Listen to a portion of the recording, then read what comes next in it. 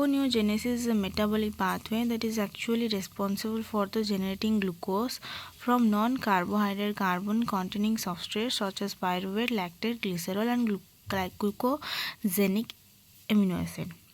Gluconeogenesis एक metabolic pathway है। यहाँ पर मतलब ग्लूकोज का फॉर्मेशन होता है नॉन कार्बोहाइड्रेट प्रिकॉर्सर से। नॉन कार्बोहाइड्रेट कार्बन प्रिकॉर्सर से हम लोग ग्लूकोज बनाते हैं। इस प्रोसेस को कहते हैं ग्लूकोनियोजेनेसिस। यहाँ पर पायरुवेट हो सकता है, लैक्टेट हो सकता है, ग्लिसरॉल हो सकता है एंड कुछ ग्लूकोजेनिक एमिनो एसिड भी हो सकता है।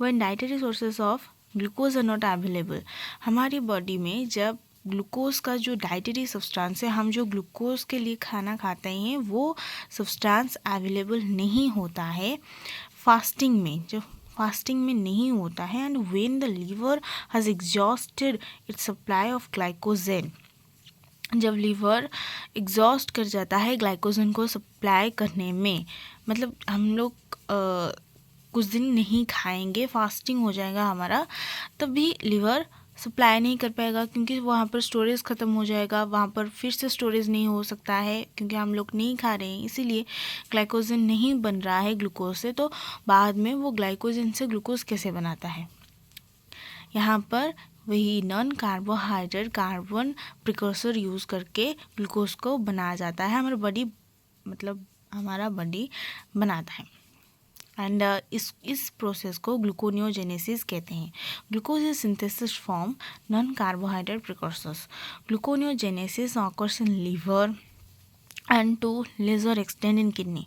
ग्लूकोनियोजेनेसिस हमारा लीवर में बनता है एंड किडनी में भी होता है। यहाँ पर फर्स्ट एंजाइम जो यूज़ होता है वो है पायरुवेट कार्बोक्सिलेज, जो कि माइटोकॉन्ड्रियल मैट्रिक्स में यूज़ रहता है, प्रेजेंट है। लास्ट एंजाइम जो होता है ग्लूकोज 6 फॉस्फेटेज, जो कि स्मूथ एंडोप्लाज्मिक रेटिकुलम में प्रेजेंट है, ठीक है। एंड अदर जो एंजाइम्स है वो सब साइटोसोल में प्रेजेंट है। ग्लूकोनियोजेनेसिस जो कि एक सिंपल रिवर्सल ग्लाइकोलिसिस प्रोसेस नहीं है, इसमें ग्लाइकोलिसिस में हम क्या करते हैं, ग्लूकोज से मेटाबोलाइज होता है पायरुवेट को, बट इन ग्लूकोनियोजेनेसिस से पायरुवेट से हम लोग ग्लूकोज को मेटाबोलाइज करते हैं। Most of the reaction of the gluconeogenesis are glycolytic reaction that proceed in reverse. Most of reaction of gluconeogenesis और ग्लाइकोलाइटिक रिएक्शंस। यहाँ पर जो ग्लूकोनियोजेनेसिस का जो रिएक्शन है वो मतलब वो कितना बहुत ज़्यादा ही क्या होता है उसे सेम होता है, ग्लाइकोलाइटिक रिएक्शंस की सेम होता है जो कि रिवर्स में चलता है।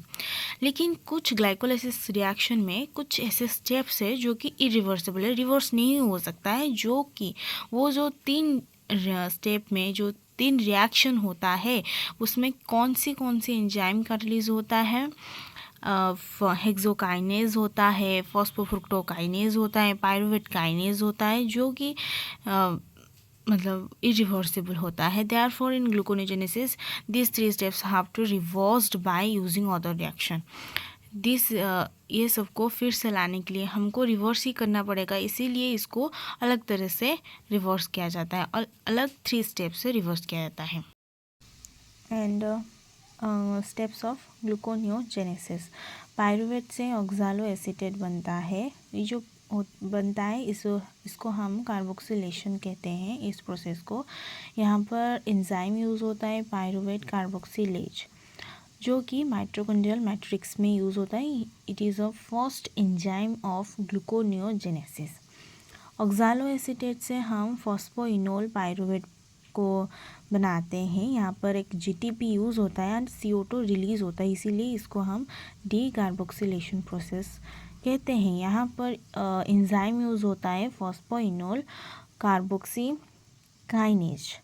यहाँ पर जीटीपी है इसीलिए काइनेज का यूज़ ही होगा, एंड फॉस्फोइनोल कार्बोक्सी काइनेज।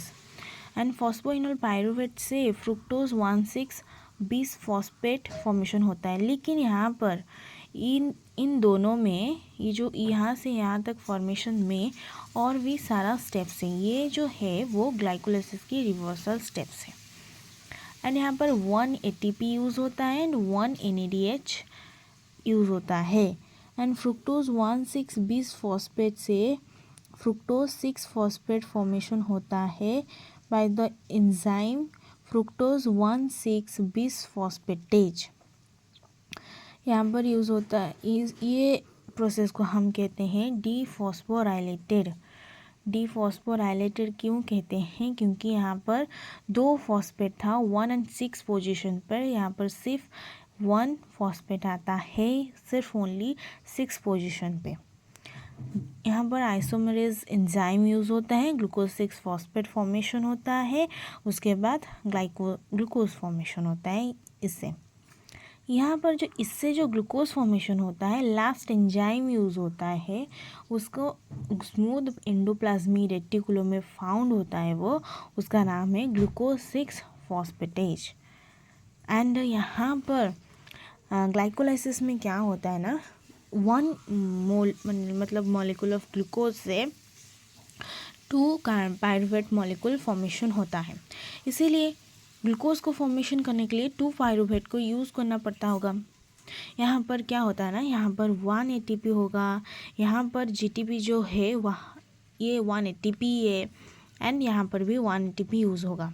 यहाँ पर 1 पायरुवेट से हम जो प्रोसेस चला रहे हैं 1 पायरुवेट मैंने लिखा है यहाँ पर, लेकिन यहाँ पर हम लोग 2 पायरुवेट को यूज़ करेंगे, इसीलिए यहाँ पर इंटू 2, यहाँ पर इंटू 2, एंड ये जो ATP है यहाँ पर इंटू 2 होगा।